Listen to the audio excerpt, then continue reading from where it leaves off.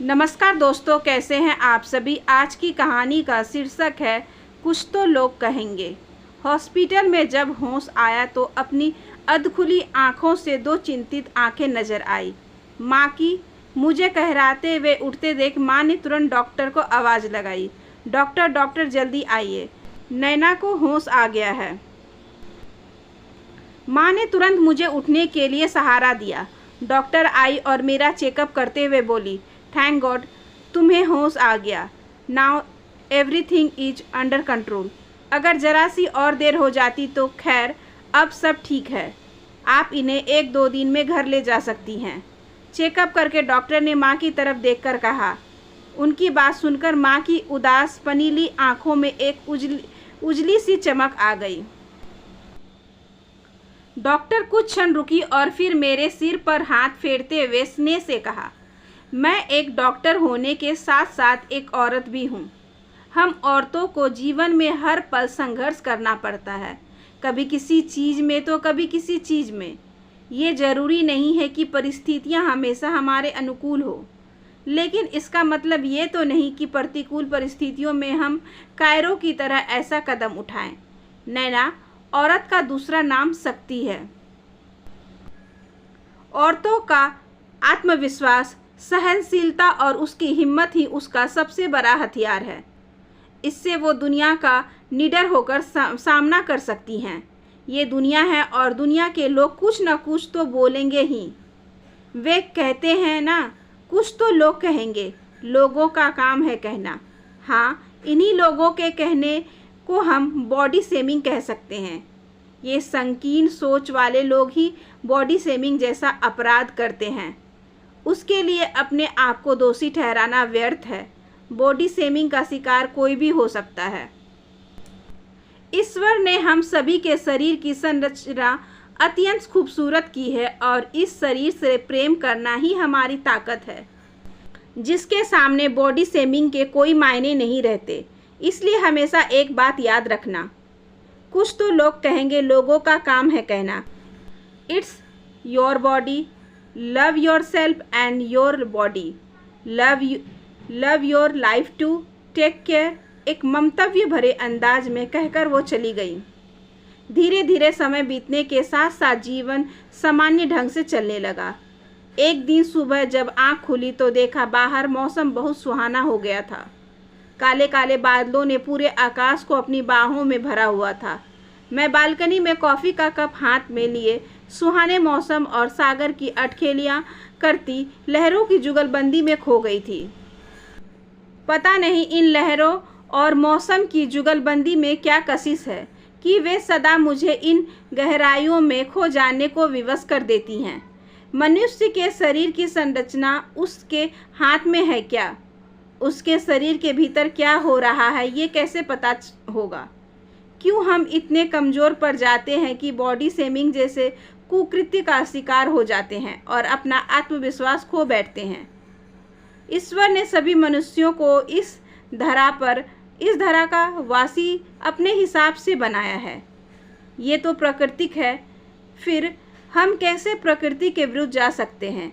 मैं अभी अपने विचारों के साथ इन लहरों में खोई ही थी कि अचानक मेरे फ़ोन की घंटी बजी। हेलो नैना, तुम आ रही हो ना आज? ये सभी बुजुर्ग तुम्हारी राह देख रहे हैं। फ़ोन नव जीवन विश्वविद्यालय की संस्थापिका मालिनी जी का था। मालिनी जी वो कुछ नहीं नैना, तुम्हें आना पड़ेगा। अरे तुम तो जादूगर हो जादूगर। इस हफ्ते भर में ही तुमने इन सभी पर न जाने कौन सा जादू कर दिया। सभी तुम्हारे नाम की माला जपने लगे। रोज ही तुम्हारी कहानियां सुनने को व्याकुल हो जाते हैं। तुमने इन बुजुर्गों के बुझे चेहरों पर मुस्कान का जो अमूल्य तोहफा दिया है, उसे शब्दों में बयां नहीं किया जा सकता। पता है नैना, ये बुजुर्ग जब यहाँ नवजीवन में आए थे तो ये भी अपने जीवन से हताश और निराश हो चुके थे। सभी अपनों की मार के थपेरे खाए हुए थे। यहाँ तक कि ये लोग अपने जीने का जिजीविषा त्याग चुके थे, किंतु तुमने इन्हें जीने की एक नई किरण दिखाई है। जो घाव इनके परिवार वालों ने इनके हृदय को दिए हैं, तुम्हारी कहानियों ने उन घावों पर महरम लगाई है। जो दर्द और पीड़ा इन सभी के भीतर कहरा रही है, जिसे वे जुबान से बयां नहीं कर सकते, तुम्हारी कहानियाँ वो सब कहकर उनके दर्द को शीतलता प्रदान करती हैं। पता है नैना, तुम जो कहानियाँ लिखती हो ना, वो जीवन के आईने जैसी होती हैं, जीवन के यथार्थ को दर्शाती हैं। कितनी बार तो कहानियों में हमें अपना अक्स दिखाई दे जाता है, और जब तुम उन कहानियों को सुनाती हो, जिस अंदाज से सुनाती हो, तो मन करता है कि उसमें डूब जाओ। देखो नैना, तुम्हारे जीवन में क्या घटित हुआ है मुझे नहीं पता, और ना ही मुझे जानने की कोई जिज्ञासा है, क्योंकि जो बीत गया सो अतीत हो गया है और उसे पीछे छोड़ देना ही अच्छा है। मुझे अत्यंत खुशी है कि तुम स्वयं अपना संबल बनकर अपने माजी को पीछे छोड़ आई हो। आगे जिंदगी अत्यंत खूबसूरत है नैना, अपने हौसलों की उड़ान को ऊंचा उड़ने दो। तुम्हें सिर्फ उन हौसलों को एक उन्मुक्त गगन देना है, और तुम देखना एक दिन तुम सफल स्टोरी टेलर बनोगी। कुछ पल रुककर उन्होंने पुनः कहना शुरू किया। उनके खुशियों से भरे चहकते स्वर से मिश्रित मेरी प्रशंसा मेरे होठों पर मुस्कान ले आई। हेलो नैना, तुम सुन रही हो ना? मेरी तरफ से कोई उत्तर ना पाकर मालिनी जी बोली। जी मालिनी जी, मैं सुन रही हूँ, थैंक यू सो मच। आज मेरी स्टूडियो में रिकॉर्डिंग भी नहीं है, तो मैं थोड़ी देर में आपके पास पहुँच जाऊँगी। मैंने अपने चेहरे पर ओढ़ी उदासी को उतार कर कहा।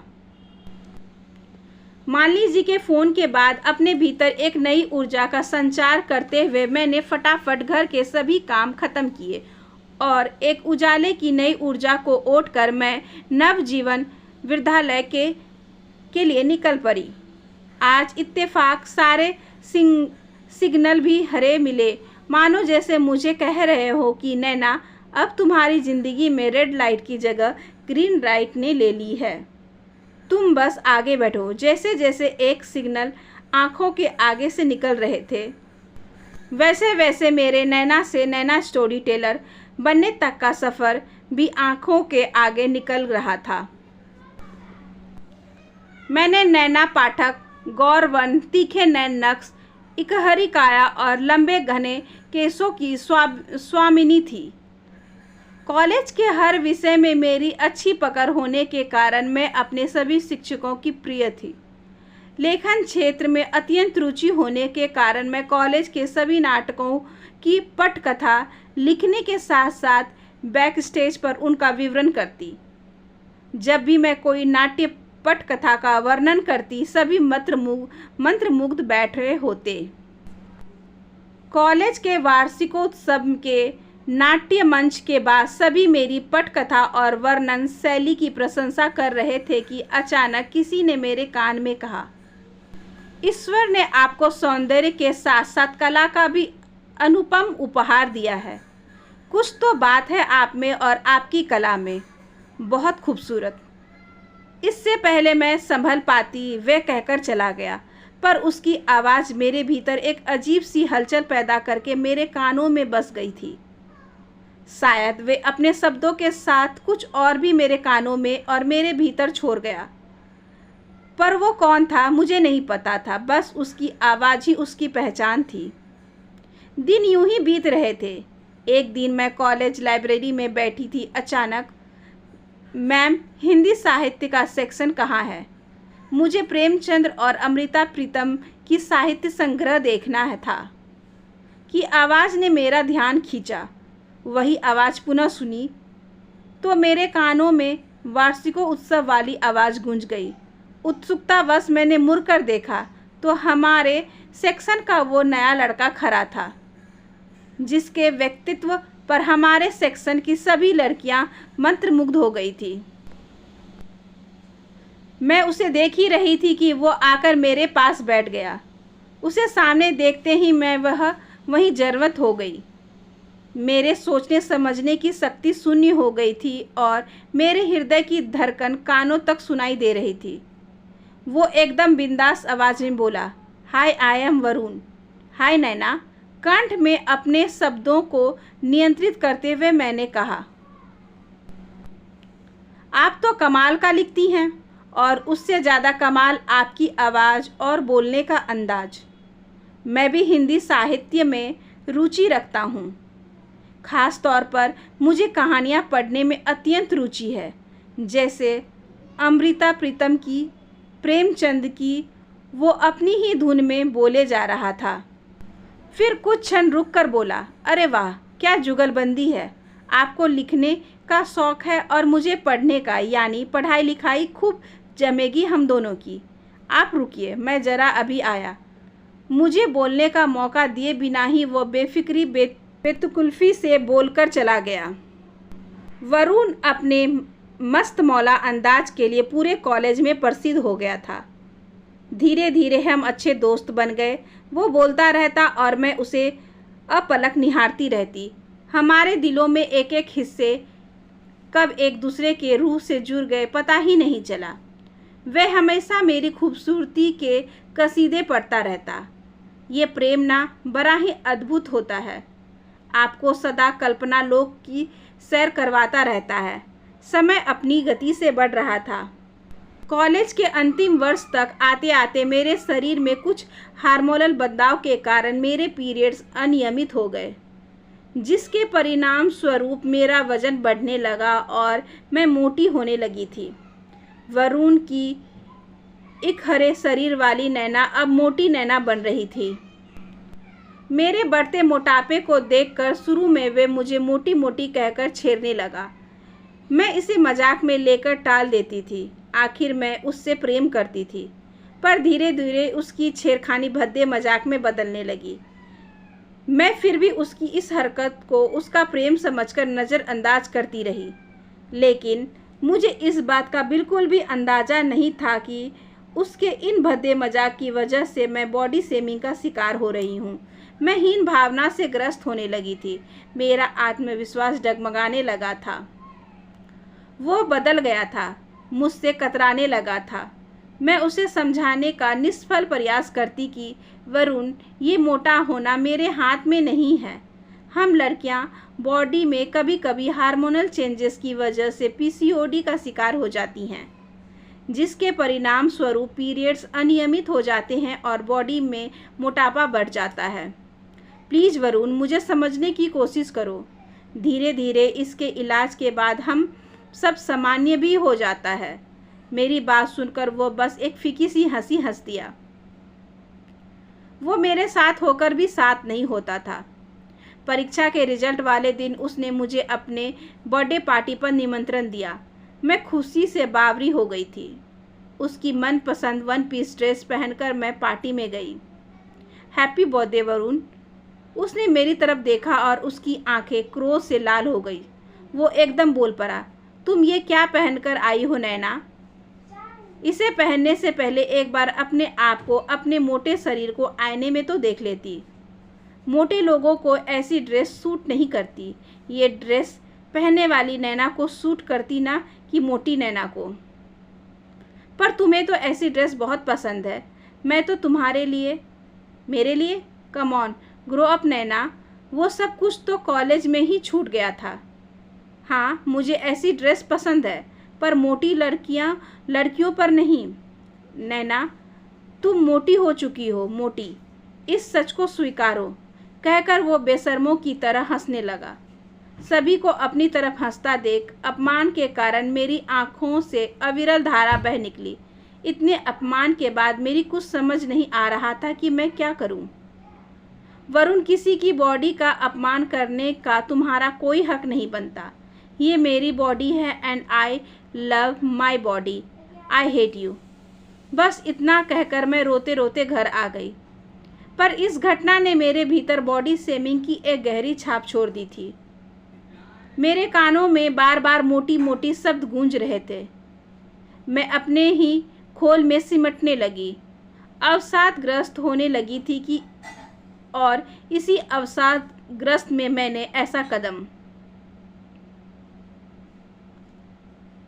दीदी, विद्यालय आ गया। ड्राइवर की आवाज़ से मैं अपने अतीत से बाहर आई। मालिनी जी के ऑफिस में पहुंचती ही मेरे कदम ठिठक गए। आओ नैना, वेलकम। इनसे मिलो, ये हैं मिस्टर वरुण, ये हमारे नवजीवन के सहयोगी हैं। मैंने इन्हें तुम्हारी स्टोरी टेलिंग के विषय में बताया था। ये अपने ऑडियो स्टेशन में तुम्हारी स्टोरी टेलिंग का एक शो रखना चाहते हैं। वरुण को देखकर बॉडी शेमिंग के किरचे मुझे एक बार फिर से चुभने लगी। मेरा मस्तिष्क शून्य हो गया। मालिनी जी की बातें मेरे कानों में से टकराकर वापस जा रही थी। क्या सोचने लगी नैना? मुझे चुप देखकर वे बोली, कहते हैं ना, शब्दों की भाषा से अधिक प्रबल आँखों की भाषा होती है। आँखें वो सब कुछ बोल देती हैं जो शब्द नहीं बोल पाते। मेरी आँखें और वरुण की झुकी आंखें देखकर मालिनी जी शायद सब समझ गई थी।